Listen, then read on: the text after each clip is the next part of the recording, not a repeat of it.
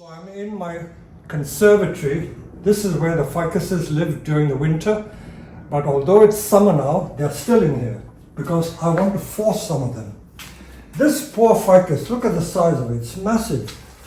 This was sold to one of my customers in London in a very posh shopping mall. But during Christmas, when they were creating the shop fittings and other shop fronts, they forgot to tell me that they were going to spray all these paint sprays, acrylics and very toxic fumes.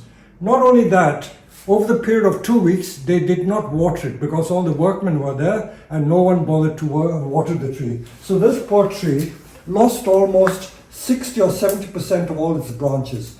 So I cut everything off, and this was back in January, and in 5 months, look at all the new growth that is coming. So nothing is ever a lost cause. So this poor tree, which seemingly dead, has come back to life again. Let me show you some other ficuses because this is where all the ficuses live. Now this one is a typical example of, I think this one is also retusa. I have not pruned it over the spring period, but I deliberately left it because ficuses do shed leaves. So when you see ficuses turning yellow, don't be alarmed because that is part of the natural process. So this one is due for pruning. I'm going to prune some other ones. The purpose of this part of the video is to show you the progression of some of these trees. Now this tree I pruned only a month ago. It was bushy like this. This hasn't been pruned yet. I've got to prune it. But these were pruned. I virtually pruned everything off. And look at all the new buds that are coming on this tree. All the new shoots are coming. Same with this one. This one I pruned very hard, and this is all the new shoots coming.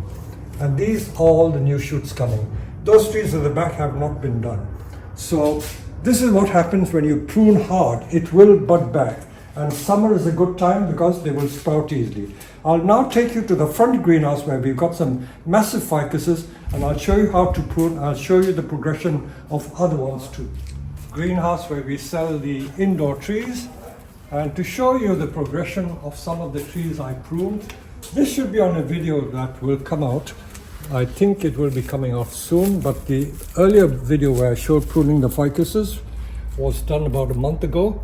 So we pruned it back to the bare wood, and all these are the new shoots that have been coming. Look at the progression. Such a lot of new shoots.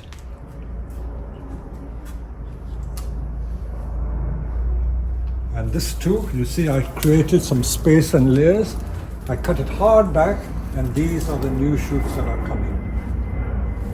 I'm now going to reinforce the learning process by showing some more. Now this one hasn't been pruned yet. I will get round to it, but there are two others which are also crying out to be pruned. Now this one here, before I go to that, this has been pruned. This was pruned a month ago. So you see how I created the pads? And the pads are looking lovely. And this one has not been pruned. So to reinforce the learning process, let's do this again. So I always aim to keep the triangular shape, try and create spaces between the different pads and layers. So I still think there's nothing clever about this. This is really topiary.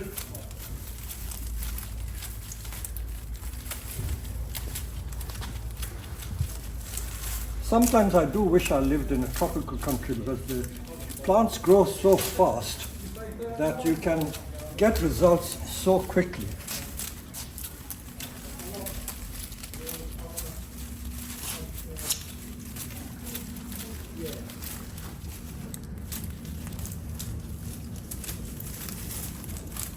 So I'm always aiming to keep the triangular shape. So the main object here is to create pads, because if you don't deal with these long shoots, they merge with the pads above and the layers will soon get lost.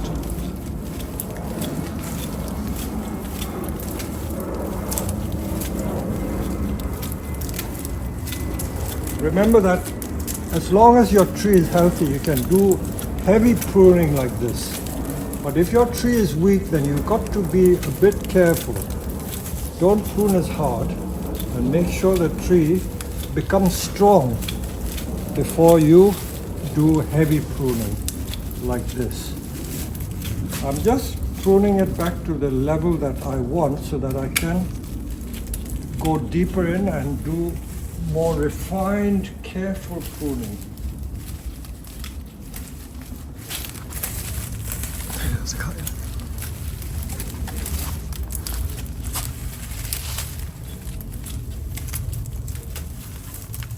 Of course, branches in the inside structure don't get light, so they do tend to die. Can you see?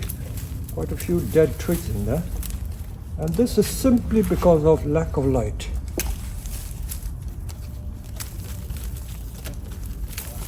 Some people like the aerial roots, some don't. If you don't like it, you can remove them. But the ficus has this character of producing aerial roots, so I like to retain the character because that is what the tree is all about. So you can see how I've created that pad effect.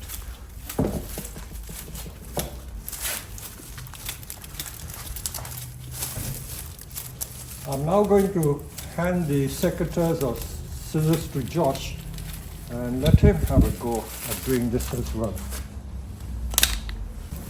So Josh has pruned this pad, and if you can see, compared to the top left hand side, the pads haven't been created. So we're just trying to create spaces between the different layers.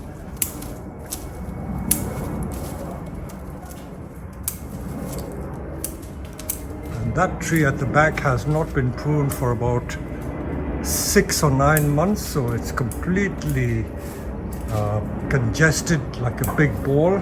This one of course has been pruned, so you can see how light and airy this one is. So pruning is essential if you want to keep the shape of the bonsai, letting light in and ensuring new growth.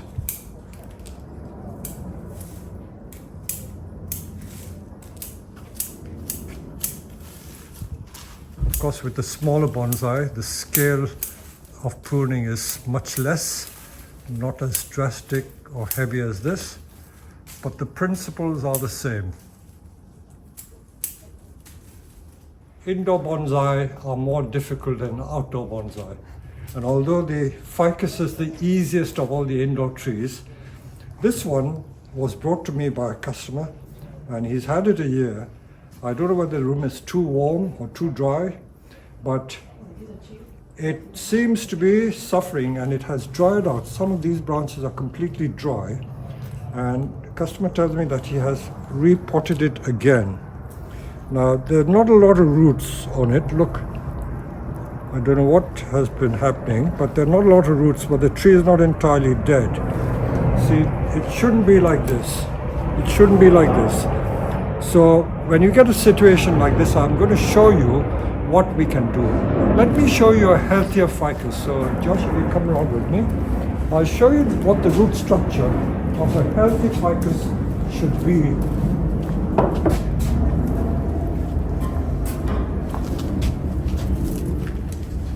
So this is the same type of tree, and if it is healthy, you should have much more root than that. Look at all those roots. That is how the roots should look like, and it should be not permanently, but for most part damp. Never let it dry out. I still reckon that most of the trees or indoor trees that die is from not watering enough. So I don't know how the watering has been done to this tree, but I suspect it has not been watered enough. So all is not lost. I'm going to put it in a flower pot like an ordinary plant and revive it. So we go to the back greenhouse and I'll show you what I do. Because there's growth, and I know that the ficus is a very resilient, tough tree, it will grow again. I guarantee you it will grow again. There are some roots, so I'm going to treat it like a sick plant, like any sick plant, whether it's indoors or outdoors. We use the famous moss trick, sphagnum moss. and this will help to regenerate roots. I don't know what sort of environment the customer can keep it in, but you need somewhere where it is humid and warm. I think that if this was kept in a big clear plastic bag, like a giant cutting, put it in a bag and make sure the soil is always damp, it will bounce back, I guarantee you, in a fortnight's time. You'll get a lot of new shoots coming. So that's all I did. I haven't asked the customer, but if he wanted to, I can keep it here, or if he wishes, I can let him take it home to try. There's no harm in trying. I always say that, as in life, never be put off by mistakes. You learn more from mistakes than from successes. So if you made a mistake, you will learn from that. So this is all part of the learning process. So if you didn't have a greenhouse environment, big plastic bag, keeping it moist, and it will bounce back. So that is what I would do with a ficus like this. Yeah, Josh has got that far. So I'm now going to tidy up this tree. There are quite a few aerial roots that I don't want because they're growing in the wrong place and they can be clouding or hiding the branch structure. So I'm going to go carefully. If you look from the top here, look at that one. You see that aerial root has gone like a piece of wire straddling two branches. That's doing nothing. It can't be seen, so I'm going to take that off. I'm going to take that off. I know that in nature, left to their own devices, ficuses behave like this, but because we're doing a bonsai which is slightly artificial, we don't want it to do its own thing all the time. So if the roots are excessive, I'm going to take them off because I do want to show some trunk. Also, some of these branches are a bit low, so I'm going to take these off. These are what we call aesthetic decisions.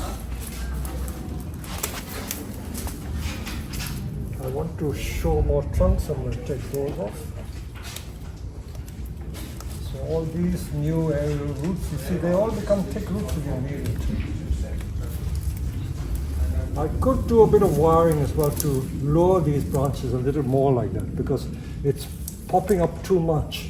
So some wiring is needed. So do that to improve the look of the tree even more. I noticed that there are quite a few aerial roots which are growing in the wrong place.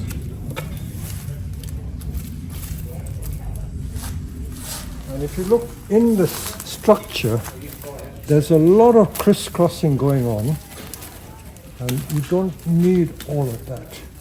So, although you might think it is just topiary, but really it shouldn't be just topiary. You have to go inside the structure and thin some of it out. So there are crossing branches. Where there are crossing branches, you don't want that.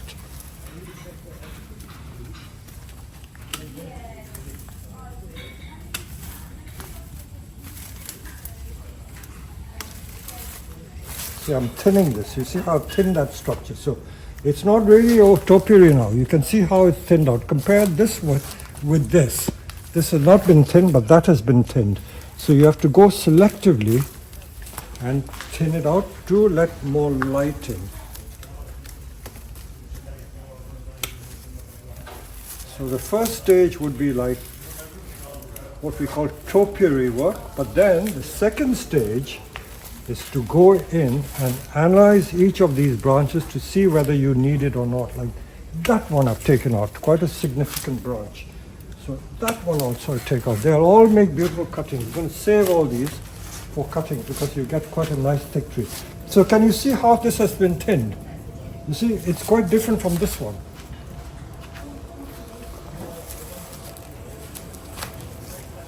So there's more to it than you might think. And this one is really congested.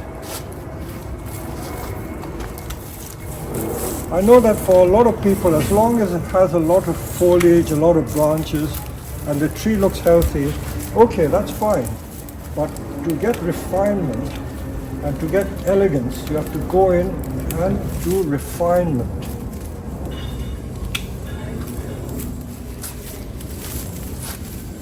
So this is the difficult part.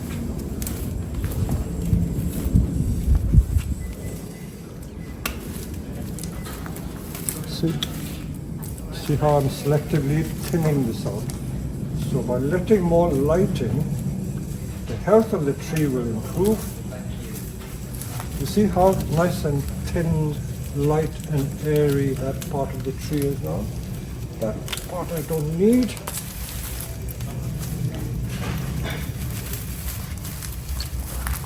And then when it pushes up, it will be good as new.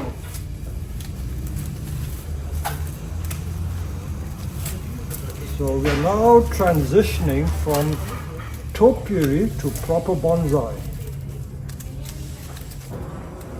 Very congested, very, very congested.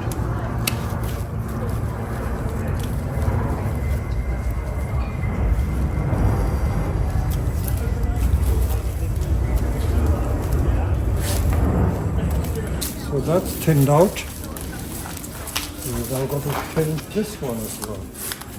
Yeah, now it looks really heavy here. Yeah, heavy. So if you compare that with this, you can see the difference straight away.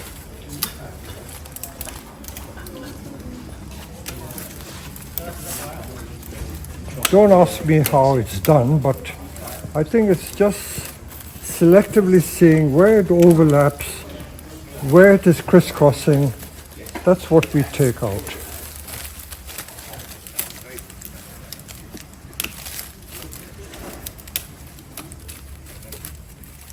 There's still a few dry, dead twigs as well. Did you hear that crack?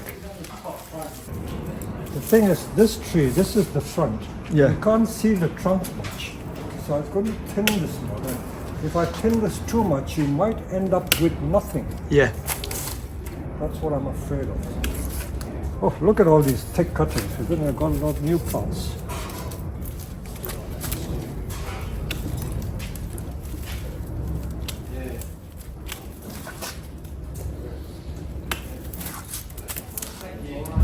Thank you very much.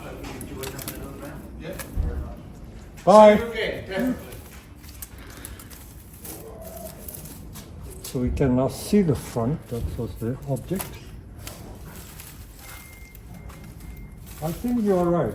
Well done. So there's, look at it. It's stuck with an aerial root there. Aerial root here.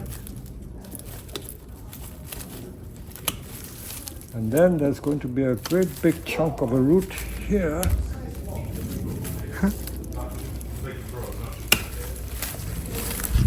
So that's going to be a new bonsai. So it hasn't spoiled it. In fact, it's improved it now. Thanks. Well done, Josh. Spotted well. Yeah. This is lovely. Okay, so now we see how the structure has improved. We can really look into it, isn't it? Huh? Yeah. Okay, good. Nice.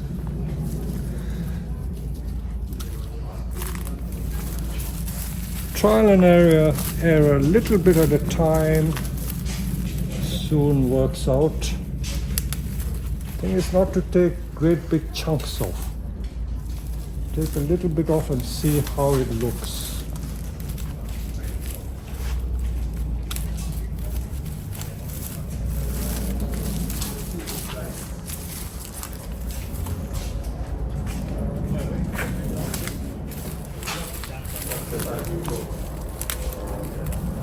I know not everyone has a big ficus like this, but at least it gives you something to aim towards.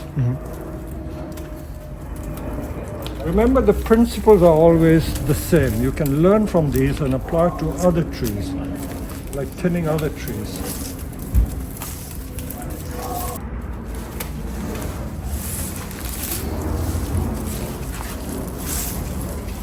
Okay, I think that is enough of that. So we're going to make a lot of cutting from that.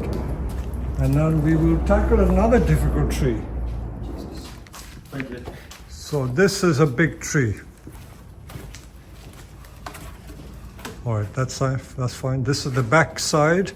And look at the spread at the base. The base must be every bit 2 foot or more. So it's one tree.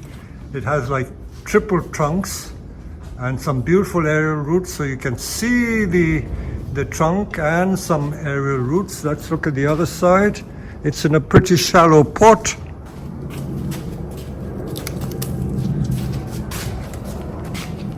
Well, this is a tree that could look right from either side. So we'll prune it and see how we get on. So I'll ask Josh to begin by just taking the tops off, about 2 or 3 inches like that. Take them all off.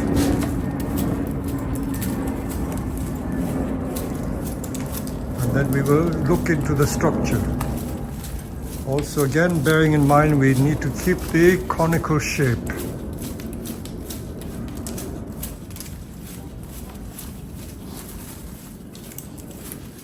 The first stage again is like topiary work, getting the pads flat, creating spaces between the pads, and then we will go in the structure and thin the structure, refine the structure.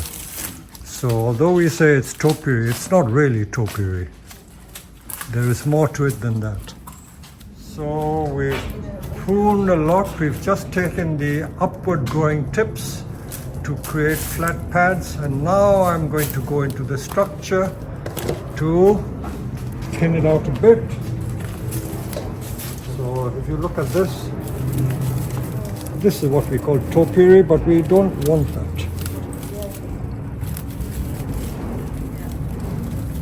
I think if you let it be like this, you will get quite a bit of dieback,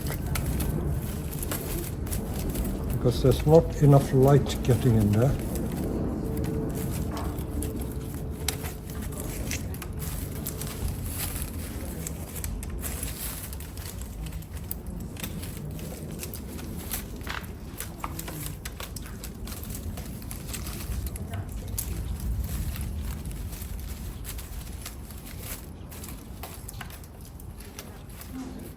As I say, it's just taking alternate branches out so that there's more light. I will show you one that I have done, and then I'll compare it with ones that have not been done, and you can then see the difference. But you don't have to worry about it sprouting again, because they're so prolific. They will throw up endless number of shoots.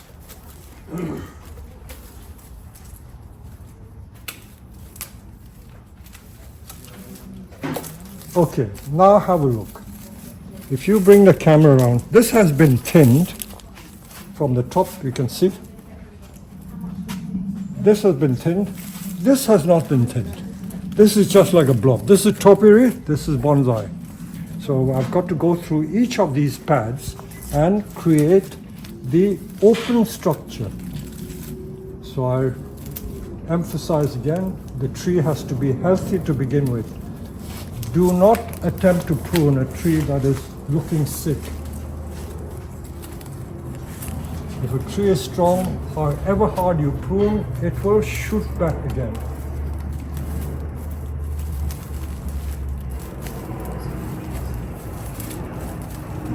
So if I can just remind you, with bonsai, if you forget to prune and maintain the tree in good condition, it will deteriorate. A bonsai never stands still. It can either go forward or backward. Forward, that means improve, or go backwards or get ruined.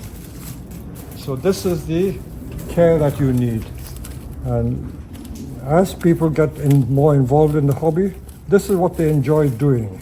If you can't do it, there are people who can do it for you, but you got to pay for their time. And when it comes to wiring, we haven't done any wiring to this tree. Wiring is a very tedious and a long process, and that can take a lot of man hours. Some of my big junipers can take a whole day to wire. and that becomes expensive.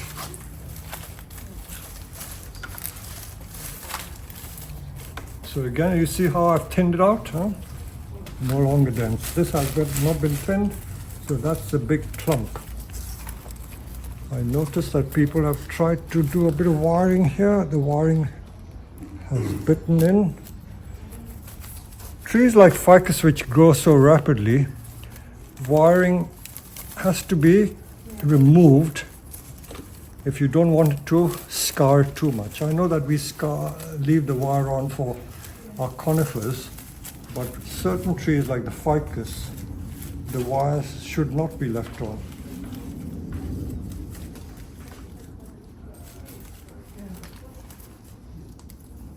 There are some branches I do want to wire because I want to keep the pads more flat. The natural tendency of all plants is to spring upwards, and you leave them to their own devices, they will spring upwards. So again, the general principle is that we are letting light into the structure.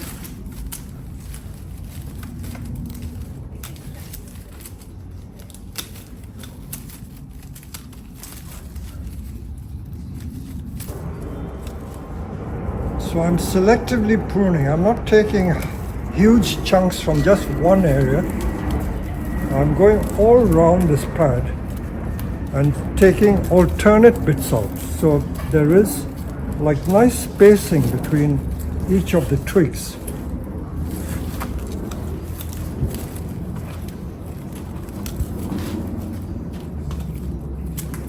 I think this tree's just as good from this side as it is the other tree. Pardon? It's just as nice from this side. Ah.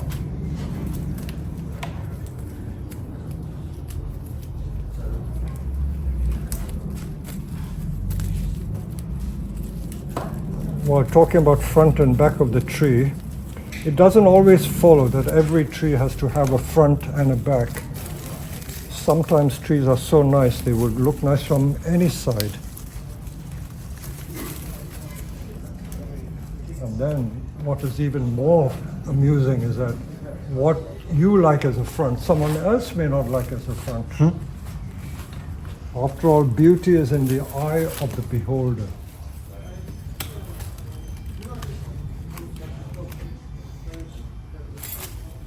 I'm taking out aerial roots which are crossing.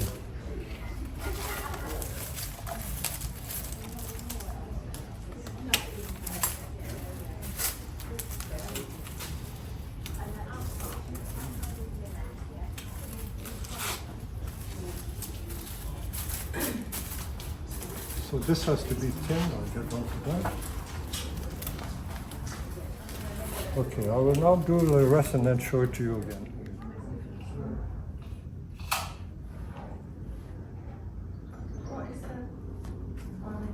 So you can see how we've thinned the pads. It's not just topiary.